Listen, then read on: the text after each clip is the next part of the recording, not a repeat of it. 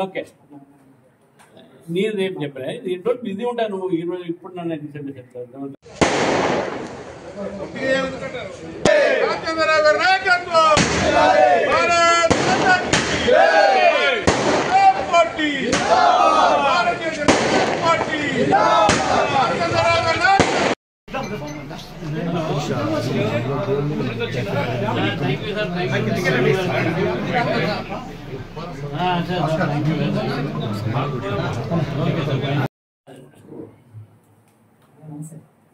okay నేను రేపు చెప్పరా దీంట్లో బిజీ ఉంటాను